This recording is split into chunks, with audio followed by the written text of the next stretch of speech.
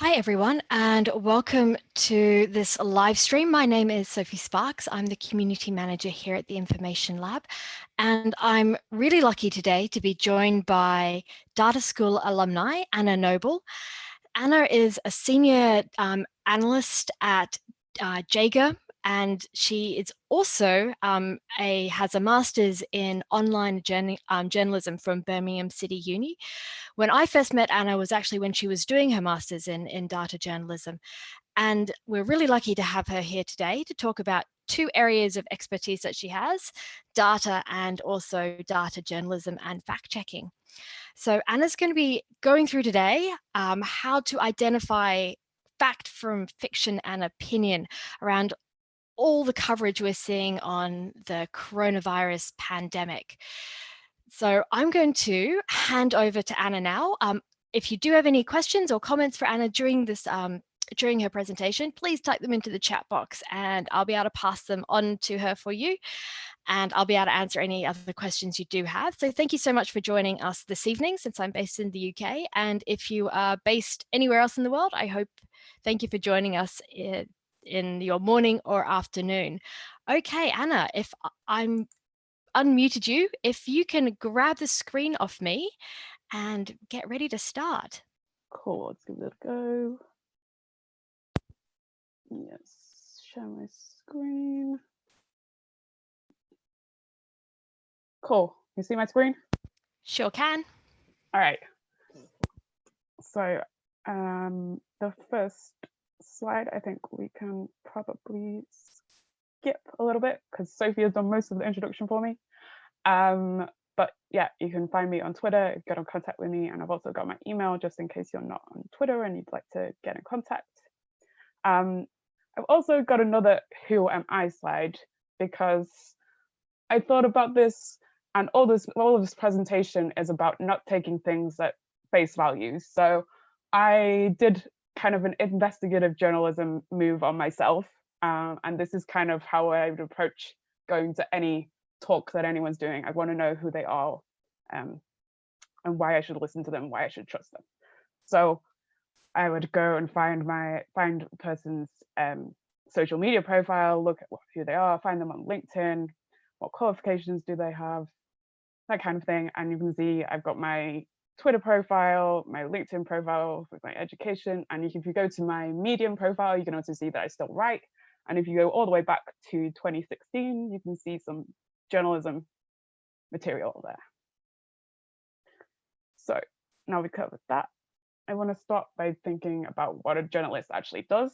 And I guess their job is to report on the state of the world, to hold authority figures to account. And certainly my aim was to try and create a more informed society and help people understand the world around them. And when I was building this initially, I thought kind of like identifying like facts, opinion, fiction, it's fairly simple, right? But then I kind of went on Twitter and this was like the first thing that I saw, and it kind of, for me, it kind of highlighted all the kind of cognitive biases that we struggle with when we interact with information. So the original tweet was kind of a journalist having a bit of a moan about all the complaints and abuse they're getting from the public about how they're approaching their job. But in response to that, someone kind of pulled them up on a article that they have written. And I found, so they thought that the article showed fact and fiction. So there is a photograph of Londoners queuing outside a supermarket, and there is a quote from a member of the public that says that a gentleman was filling his cupboards because he thought there was going to be a lockdown. And I guess, so you might not agree with the gentleman's opinion, but this doesn't make it fiction. Reporting on reporting a direct quote is not reporting fiction. It's this kind of being on a scene and taking a photo and talking to someone at the scene is kind of journalism 101. It doesn't mean that, however, that doesn't mean that you shouldn't think responsibly about how you're sharing information as a journalist. And it's true that you can present information in many different ways. This is an example that I saw a journalist tweet on Twitter of kind of the two different ways that you could present the recent source shortages of toilet paper we've had. So you could say that like people are rushing to the grocery stores to buy toilet paper, or you could kind of go for a little more responsible reporting and look for ways that won't actually cause more panic when you're reporting that, and say there's no reason to rush to the grocery stores. There isn't a supply shortage. You're giving the same information, but in a slightly different frame. And I'm telling you all this because ultimately you are responsible for the information you share online. So you hold some of this responsibility too. And I want you to take that responsibility seriously, even if there are world leaders out there not taking theirs particularly seriously.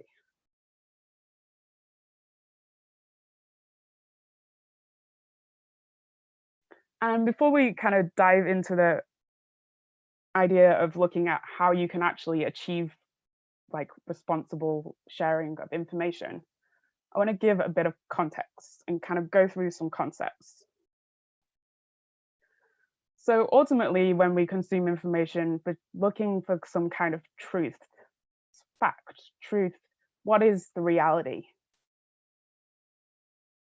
But it isn't quite that simple, because when I was a kid, there were 9 planets in the solar system, and that was a fact.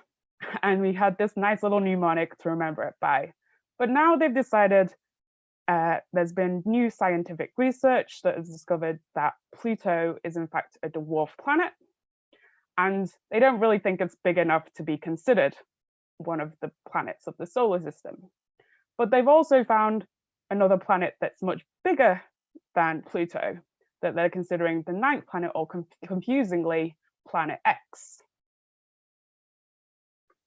And now, if you were getting taught about the solar system in high school, you'd get this as your model instead.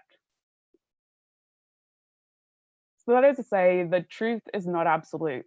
It changes with what information we have access to.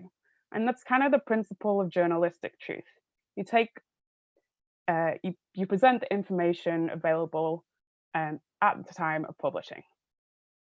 And that's why you can often have multiple articles on a topic to try and get the full story as that develops over time. But even so, we've got a world of imperfect information here, but we've also got other things standing in the way between you and getting a glimpse of that all-important truth. There's things called misinformation, fake news, and propaganda. All of these kind of things come under or are kind of a mixture of false information, and some of it is done with an intent to harm. And I think that's kind of the most worrying side of it, and that's really the stuff that we don't want to be sharing with our friends and family. So as ultimately, I'm trying to think of what tools can I give you to make sense of the information you see and be able to spot things that are false and spot things that are misleading. So here's what I came up with. So how does an investigative journalist think? Well, I guess 2 key things to being an investigative journalist is to be curious, to be skeptical, but most importantly, to ask questions.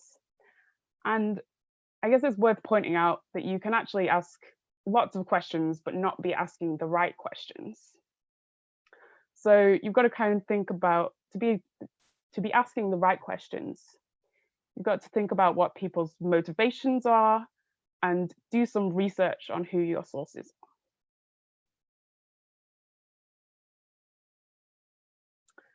Okay, I'm starting. I'm going to go through like a couple of examples that I have come across over the last couple of months, and kind of how I've used my journalistic skills to investigate them. So I don't know whether you've seen this before, but it was certainly really popular in my data analyst community. Like there was lots of people sharing this and telling everyone to read it. And as you can see, it's had over 40 million views. But when someone shared this with me, my first question was, who is Thomas Poyo? I don't know how you say it. Sorry if it's wrong.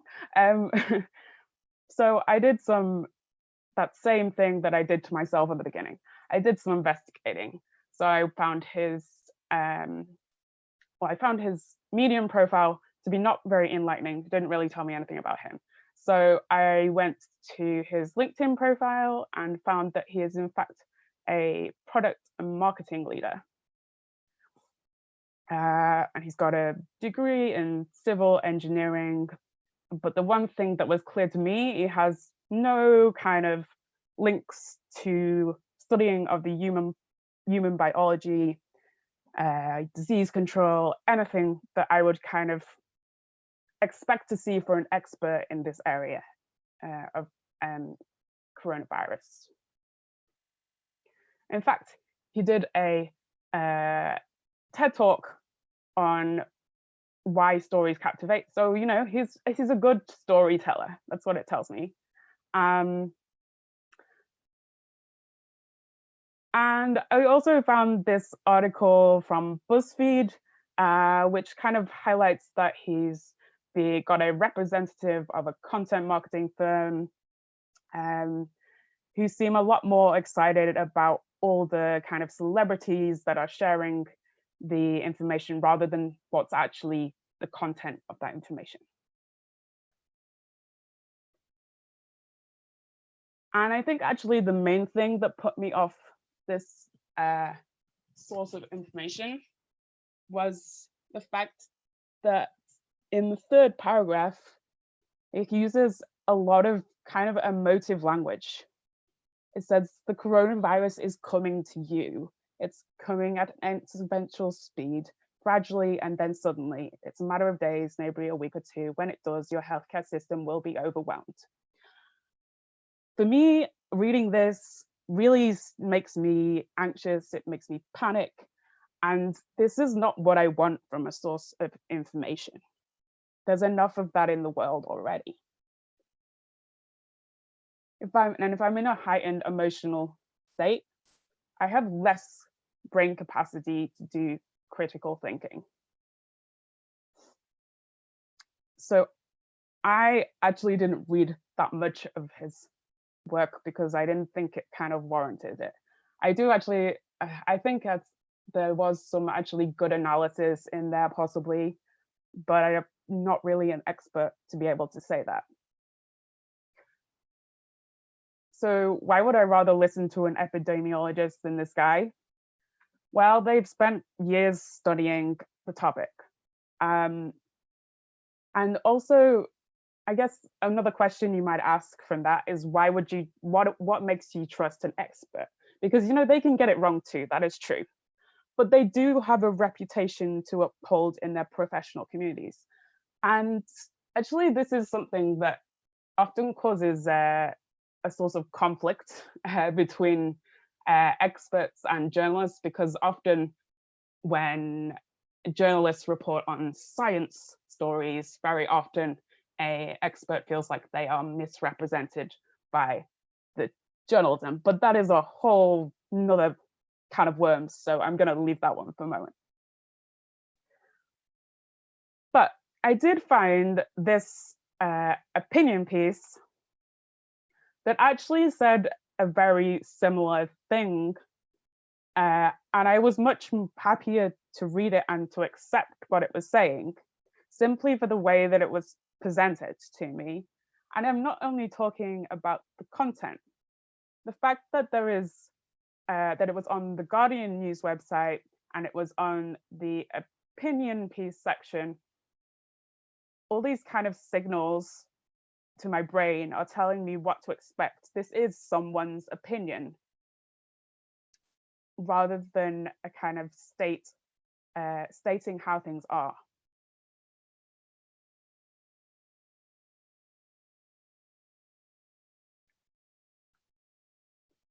So I guess the main thing to take away from that is, can you identify an expert in the field?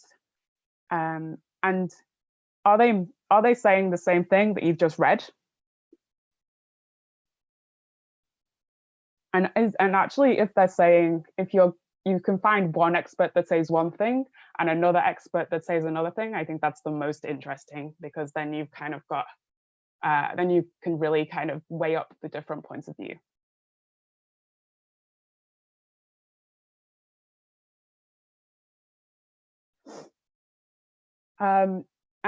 Okay, this one is to highlight how damaging misinformation can be. So this is really recent. As you can see there, from the 4th of April and the 6th of April, that the UK has seen a number of phone masts vandalized. And that's over claims that 5G was the cause, what is spreading coronavirus. So I'm going to show you where this came from. So this actually comes from a newspaper website, from the Daily Star. And the original headline was "Coronavirus fears 5G Wi-Fi networks could be acting as accelerator for disease." And even though it isn't attributed here, this is actually, you can see that they actually give the debunking of this, which was done by Full Fact. And you can kind of go and read, if you go to Full Fact, you can go and read this. And Full Fact are an independent fact-checking charity. And I'm going to go into more detail on why I choose to trust them in a moment. But let's have a look at this first. I've just taken an extract from like the first section of this online article debunking the claim.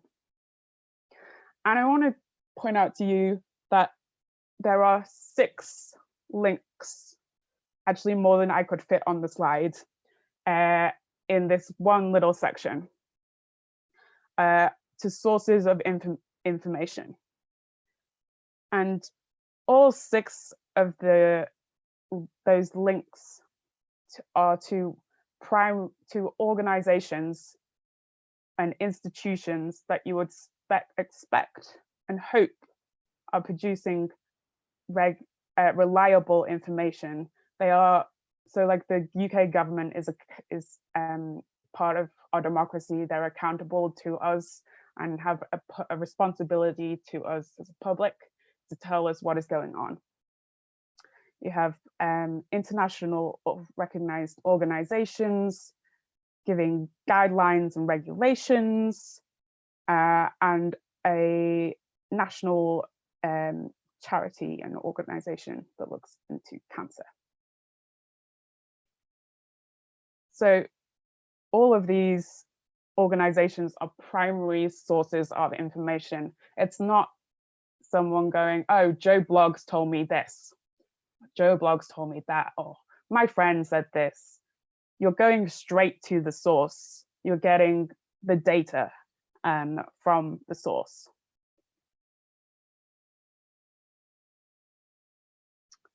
And also, Full Fact are part of an international fact-checking network. I mentioned this because, and kind of go into all this data because I was presenting this presentation to my mum, and all she kept saying was, "Who are Full Fact? Who are Full Fact?" Because she's obviously never heard of them before. And I set out in the beginning that you should question who people are and that includes organizations. So you can see, you can actually go to see the code of conduct, code of principles that the International Fact-Checking Network has. Not only that, you can also go to the assessment that was used to assess whether Full Fact could join that organization or not. So it's actually quite lengthy, has lots and lots of sections, and kind of goes through the proof that they had to give in order to get this recognition. As you can see, it's like a very transparent process. And this is something that I look for when I'm looking for sources of information. Transparency makes it easy for you to make up your own mind about things, to examine those sources of information, and transparency ultimately builds trust. Next up, I have this headline that says 70% of Facebook users only read the headline of science stories before commenting. And I'm just going to let that sink in a little bit. And next, I'm going to say to this slide. I wonder whether any of you noticed that actually this publication is actually from a satire publication, a satirical publication. Nonetheless, this article, which actually, if you click on it and open it, this is the contents. You have the first line here, which kind of, which kind of looks okay when you're looking at it on like a tweet or something as the first line you can see. But when you open it up, the actual text is just nonsense. Yet this article got over 125,000 shares, which basically tells you that the people, those people just fulfilled this. The study never happened, but they kind of proved it by sharing it. And you might kind of say that maybe they just thought it was really funny and they understood it, but this next study might prove otherwise. So Columbia University did a study where they used the public information, public data that is available from bit.ly links, and looked specifically on Twitter, and analyzed the fact that nearly 60% of all links shared in those that they looked at went unclicked and presumably unread. So more than half of the retweets an article gets are just a mouse click and nothing more. I have to say that's a pretty devastating realization as a journalist, having spent like many hours kind of slaving away over researching things and trying to find sources of information and kind of convey that information in a compelling way. So please don't just read the headline. It's about kind of taking a moment to slow down, give your brain a chance to question the information. And then once you've done that, then maybe think about hitting the share button.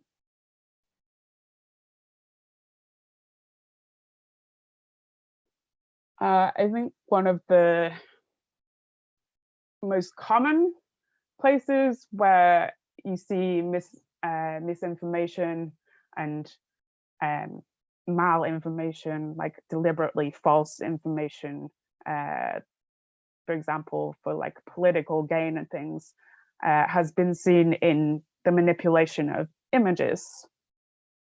And I think it's generally because it's actually kind of easy to do. because you can easily kind of repurpose a photograph that's been used somewhere else. So often it's an image that was taken years ago, and then it is like either photoshopped or cut down or something like that, and then true information is used with that image in order to create kind of new content that fits with a particular view. And this is an example that I actually kind of came across from kind of the talks with a family friend who told me with great concern, well, told my mom with concern that London was kind of already being like a police state kind of thing. And this was much earlier than the lockdown. So this tweet is taken like 4 days before the lockdown even began. And you can see that there looks to be soldiers on the streets of London. But actually, this photo is taken in Clapham, where there is a Army Reserve base very close by, and this is actually a really common sight, as these are like students leaving the base. And you can also find this whole thing debunked also on Full Fact.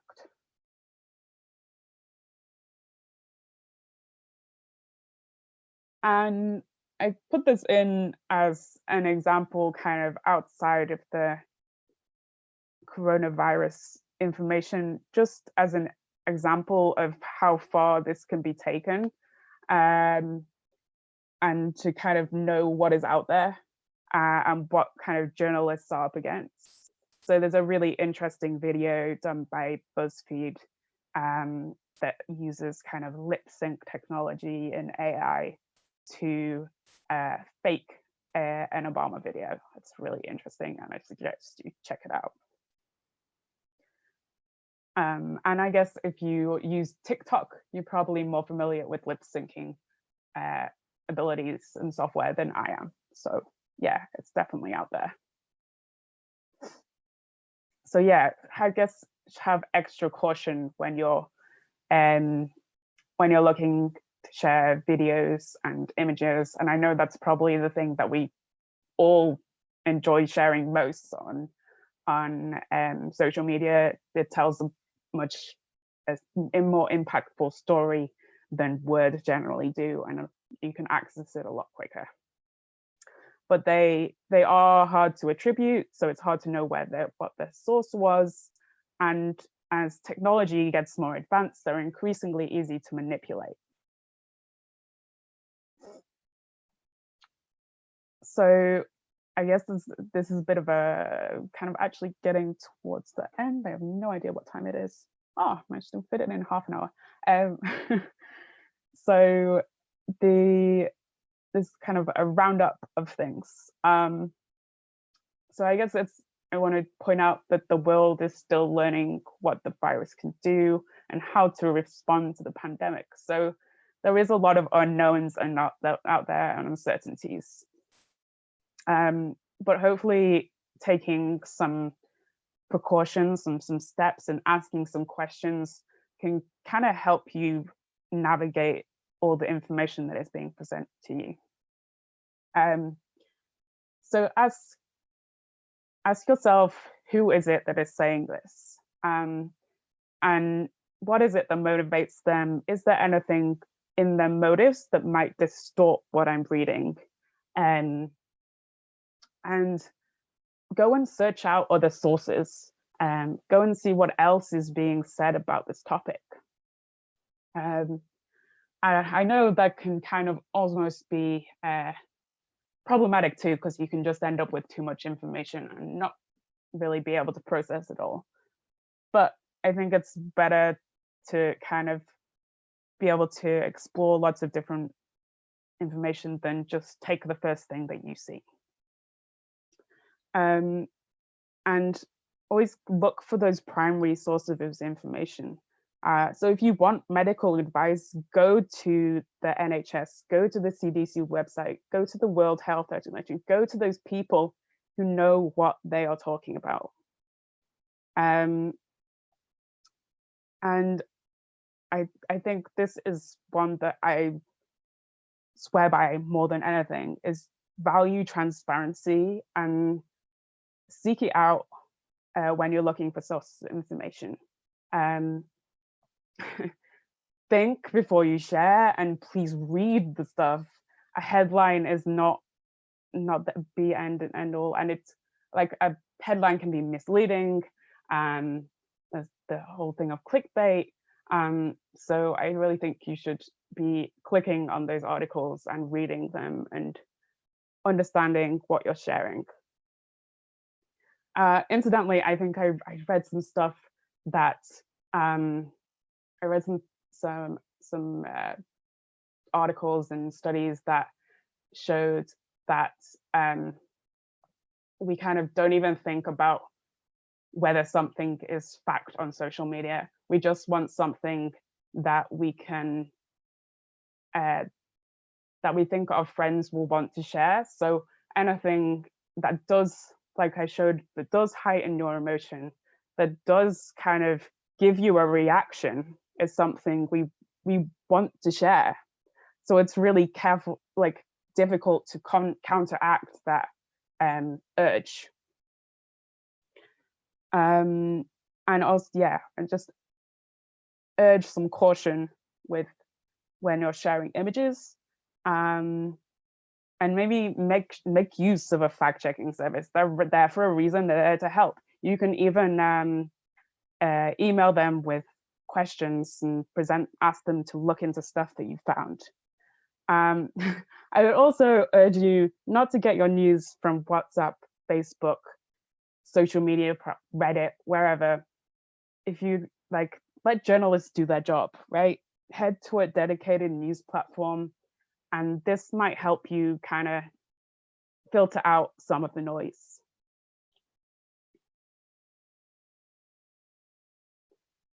I also wanted to highlight that if you found this interesting and you wanted to learn more about the kind of techniques that you can use for exploring the world of information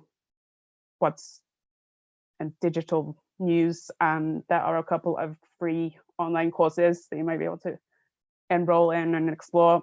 So one is on Coursera, which is aimed at kind of a citizen journalism approach to things. So they take it from like the most basic knowledge of the subject and talk you all the way through it. Whereas this one over here is a resource specifically aimed at journalists, but I think it's equally as useful to the end user, especially if you're interested in the kind of more technical side of the tools that you can use on the internet to investigate things, for example. Cool. That's everything I have, apart from I have a long list of resources if anyone wants it. So if there are any questions, I am welcome to answer them. Thank you so much, Anna, for presenting all of that today and for that great list that we can see up on the screen with extra resources if you would like to learn more about how to fact check things you see yourself and where to go to get better information about how to be a bit skeptical with some of the things you see on social media and WhatsApp and even in some news publications or all news publications.